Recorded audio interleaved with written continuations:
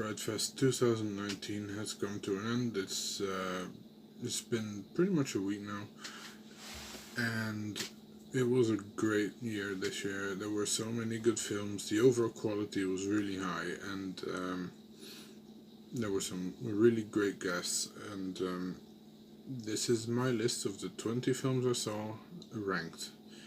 No, this is my personal opinion. It's fine to disagree with it, but be civil about it.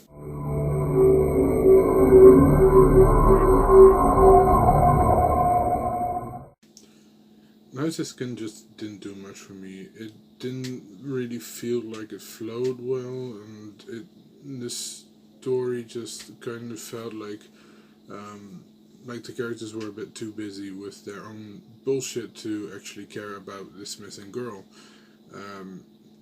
I think the conclusion to the actual missing girl was very frustrating as well. It kind of felt like a slap in the face in a bit, and it just didn't really do much for me.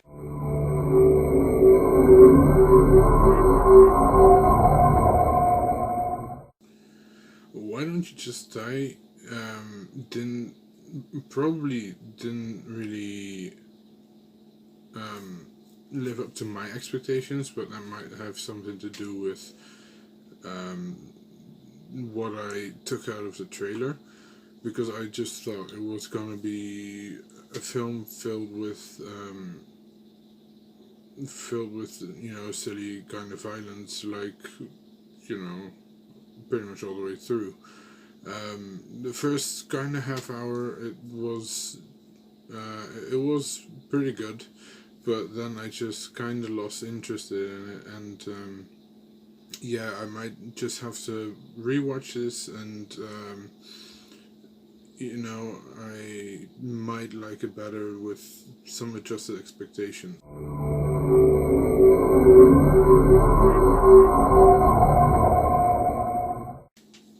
This one is 100% on me. Crawl just doesn't connect to what I like, because I'm the kind of person that just, if I want to see a monster film, I want there to be an actual monster and not just an actually existing animal, if that makes sense. It's just more interesting to me if there's like a mutated kind of animal, or just some monster or an alien or something like that. But it was overall a very well made film, and it looked good, and I didn't hate the characters, and there were moments in it where I thought they were gonna kill the dog, and they didn't, and I was pretty happy about that, because I'm also one of those people that doesn't really like seeing dogs killed in films, because it's not their fault. But yeah, it wasn't a bad film by any means. It's just not something that suits my tastes.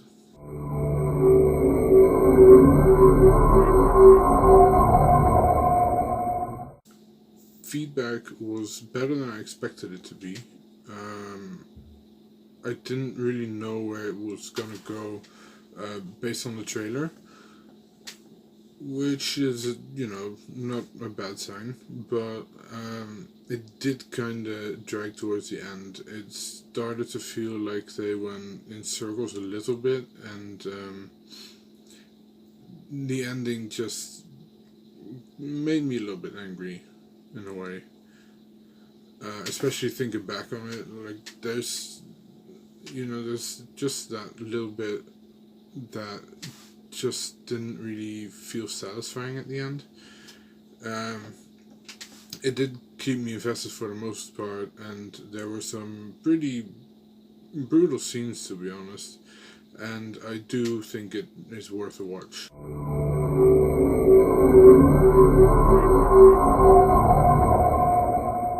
Daniel Isn't Real has an interesting idea, and it was pretty well executed. There were actually points where you wondered if Daniel actually was or wasn't real, and it's an interesting concept. I kind of see it as Drop Dead Fred gone evil, even though I have not seen the film, but that's kind of what I imagine. Um, I'm glad I got to see this film, but I am not sure if I'd actually buy it on DVD personally.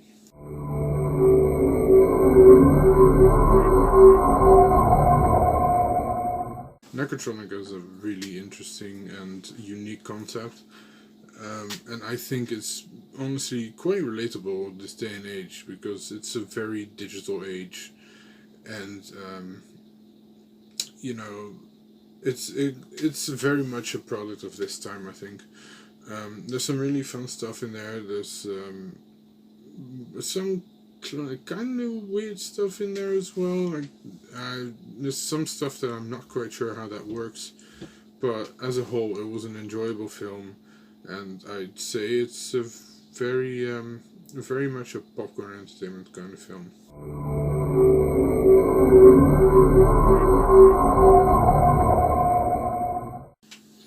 Right, for this one, I would just want to start off by saying that Sarah Bolger is bloody amazing in this film. She honestly does deserve an award for her performance in this, and yeah, I feel like this film is probably very relatable in a way for a lot of mothers, especially single mothers. You know, I don't think most of them will get drug dealers breaking into the house on the regular, but there's some very core elements I think that a lot of single mothers will kind of relate to. I don't think it's necessarily a fun film because it's not like a silly gore film or anything like that. It has a bit of a dark undertone, I think, but I do think it's a very decent film.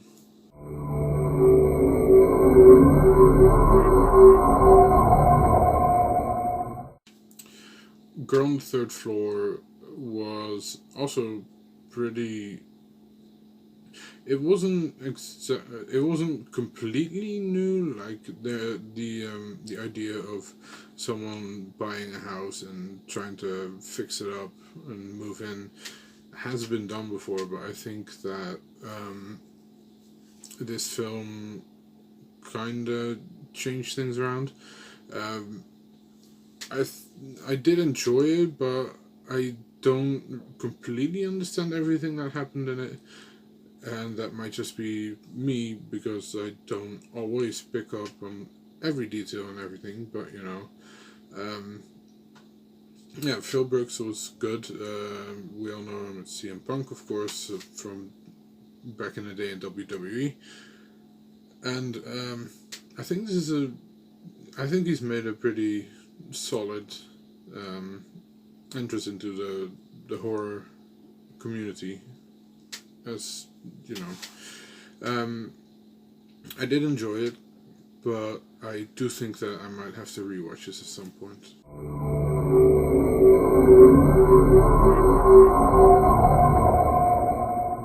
For We Are Many has a great idea in my opinion. I just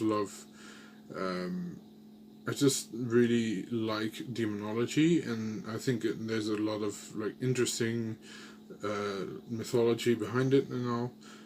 And honestly, it's just perfect to make an anthology film out of. And I'm surprised it hasn't really been done before because there's so many different things in the world, like demons and in different religions as well. It kind of just makes sense to me to make a film like that. Some of the segments worked better than others to me, but you always have that anyway. I have that with ABCs of Death 1 and 2 as well. But there was some really fun stuff in there, and there were really good designs, so definitely worth a watch.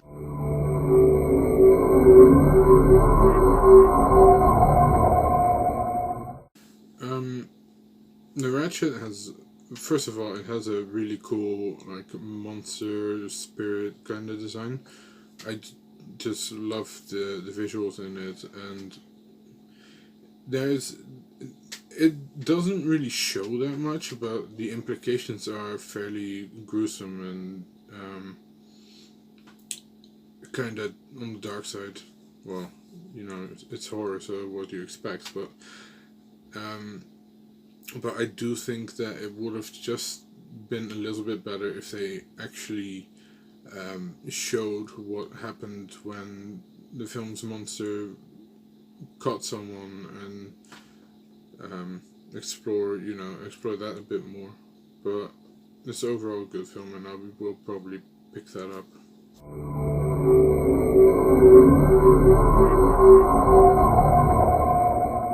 More comedy than horror, in my opinion. Are We Dead Yet? It's very enjoyable. It's a lot of fun, and it's not what you would expect it to be, because it kind of twists a bit, and you can clearly see that it's very much like a passion project, and that it means a lot to the director Freddie Nowaka, because kind of the stuff that revolves around it, and yeah, it's definitely a fun one.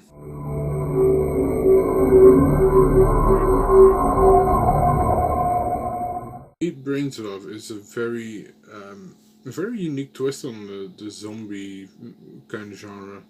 I think it's fun. It has its fair share of gore. It has likable characters. The infection itself is pretty unique, and I think that sets it apart as well. Because honestly, I feel like zombies are a little bit overdone these days, because you get zombie films around every corner pretty much. But this feels like a fresh and new idea.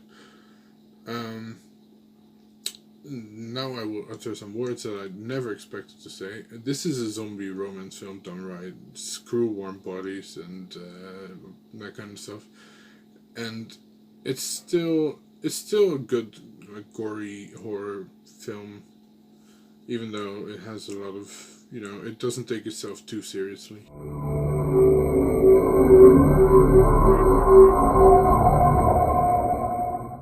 Ghost Killers vs. Bloody Mary. We all know the Bloody Mary legend, and it's been used in films before, and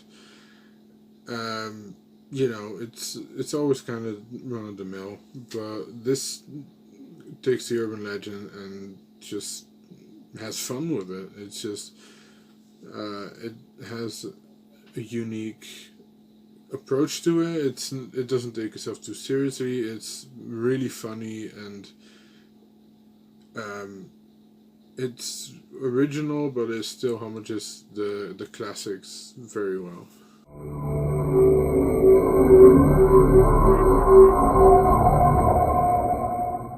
Scary Stories to Tell in the Dark has that really Del Toro kind of vibe to it, even though it's not really his film. Creatures designs are great. Horror films don't always succeed as well, if you ask me, when they're really mainstream releases and they get wide wide cinema releases. But Scary Stories does mix the more general audience kind of stuff well with some visuals that die-hard fans of the genre will also appreciate.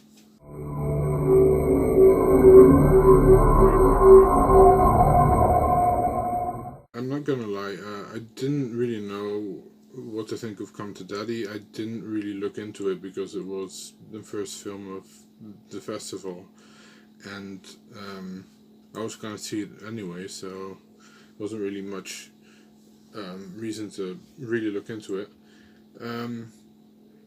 It was a very good film. It had some unexpected turned. It went from a supposedly touching reunion of father and son to a home invasion kind of thing to a bit of a revenge film. It was funny. It had some really fun death scenes, and Elijah Wood did really good.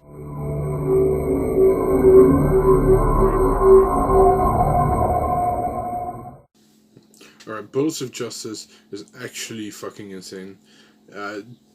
Just the synopsis is mad, and the poster, it's just like, what the fuck am I gonna watch? And it's absolutely hilarious, and it makes you wonder what the hell people are on when they come up with some of the stuff they put on film. And it's madness, and it's really awesome.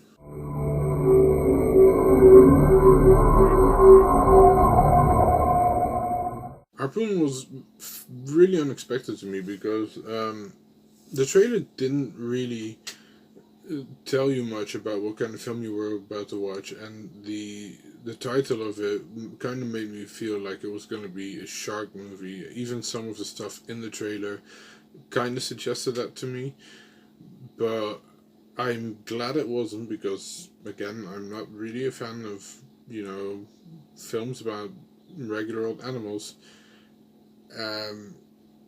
It's really fun. It's got a really good twist, and it doesn't fail to keep you entertained throughout, even though it's it all takes place in a small in a small location.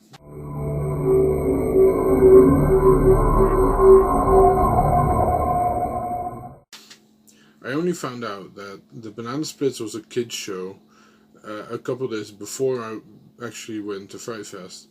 A friend of mine told his mom that they were playing this film, and they were like, "Oh, well, that I remember that show. I watched that as a kid." And then he told me about this. It's a really funny slasher with the robots as the slasher villains. It still kind of baffles me how a Hanna-Barbera owned show became a horror film, and I am very, very curious about the backstory of that. But I'm very glad it did as well. It worked well, and I actually already have it on DVD. I picked it up a couple days after Frightfest.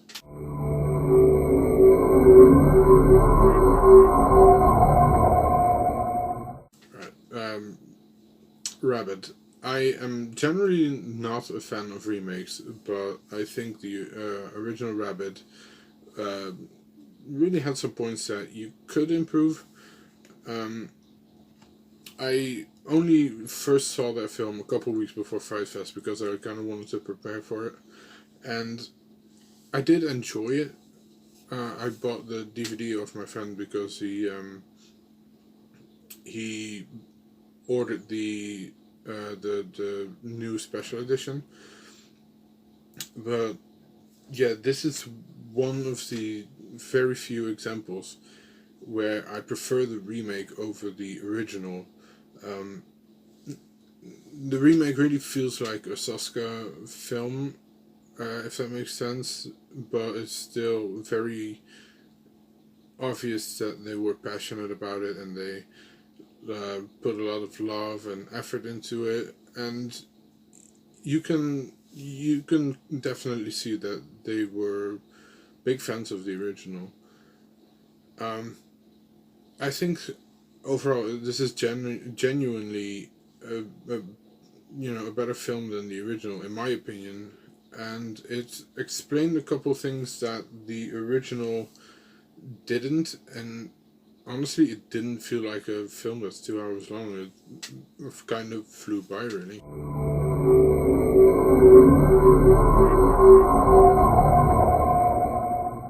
Ready or Not kind of reminds me of Your Next meets Cabin in the Woods in ways. It's fairly original, and it's done really well. It has funny moments, it has some good violence, and it has some of the best karma I've seen them film. Yeah, what else is there really to say about this? It's just a really good film, and you wouldn't really expect hide and seek to turn out to be, a really great horror film. So yeah, this was my ranking of all the films I saw at Frightfest this year. There's still definitely a couple that I want to see because I have missed them, or I couldn't get Discovery tickets for them, or I just chose to watch something else instead. There were so many good, interesting sounding films that it was really hard to pick what to watch, and it was especially hard to pick the order that I liked them in. And it was generally really hard to rank them. And if you were at Frightfest this year, let me know what you think. If you agree or disagree with any of this, what films you really liked, some that you didn't expect to be as good as they were, or kind of disappointed even. I also want to take this moment to thank the Frightfest organizers, Ian, Greg, Ellen, and Paul, and all the volunteers and everyone else behind the scenes. I want to thank Jenna Sylvia Soska. I want to thank Pollyanna McIntosh, Lauren Kenny, Nicholas Vince, Freddie Nowaka, and everyone who worked on these films and made the festival what this is. Really, going to Frightfest is honestly my favorite time of year, and I get to hang out with friends. I get to meet people, see some great new films. It's just amazing. And the guests really make it more special.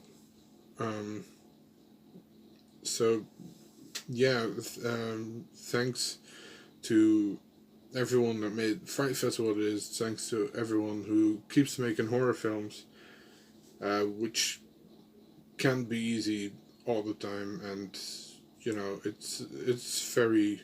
I think it's very important that it still happens. And thanks to all the warm, friendly, amazing, welcoming guests at Frightfest as well. And until next year.